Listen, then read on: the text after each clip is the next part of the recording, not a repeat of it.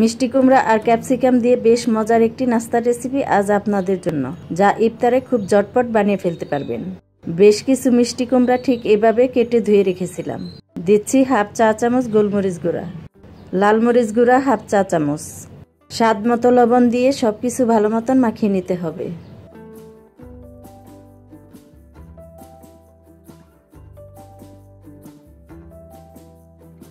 সবকিছু ভালোভাবে মাখানোর পর অন্য একটা বাটিতে নিচ্ছি 2 কাপ বেসন।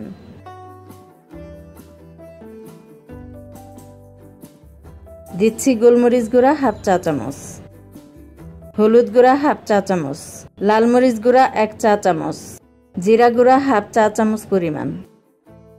এবার স্বাদ মতো লবণ দিচ্ছি বেকিং সোডা হাফ চা চামচ। এবার সবকিছু ভালো মতন একটু মিশিয়ে নেবেন, যাতে গুঁড়া মশলাগুলো ভালোভাবে বেসনের সাথে মিশে যায়।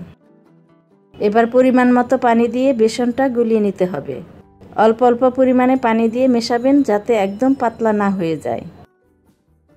বেসনের গুলাটা মাখানোর ক্ষেত্রে হাত দিয়ে মাখালেই বেশি ভালো হয়, তবে আপনারা চাইলে চামচ দিয়েও মাখিয়ে নিতে পারবেন।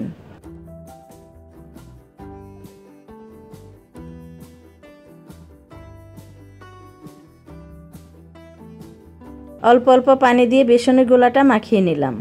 এবার মাখিয়ে রাখা মিষ্টি কুমড়ার টুকরোগুলো বেসনের গোলাতে দিয়ে বেগুনির মতো চারপাশে লাগিয়ে নেবেন।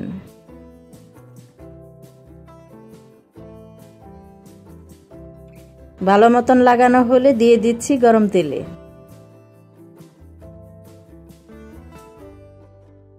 চুলার আঁচ বাড়িয়ে রেখে একে একে সবগুলো মিষ্টি কুমড়ার টুকরো এখানে দিয়ে দিচ্ছি।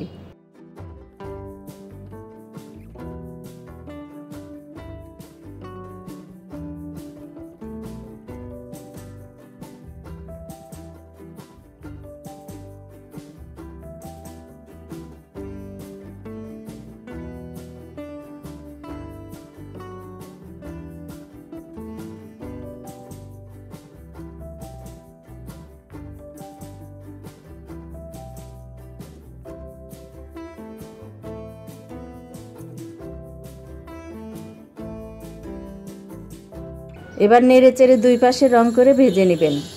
2 পাশে এইরকম রং হয়ে আসলে তেল ভালো মতন ঝরিয়ে উঠিয়ে নিচ্ছি।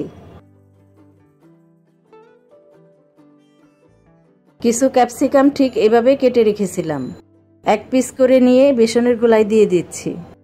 আপনারা চাইলে লাল হলুদ রঙের ক্যাপসিকামও ঠিক এভাবে ভেজে নিতে পারবেন, দেখবেন খেতে বেশ ভালো লাগে।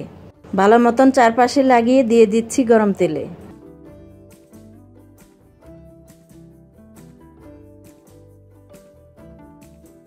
বিকেলে নাস্তায় অথবা ইফতারে বানিয়ে নিতে পারেন।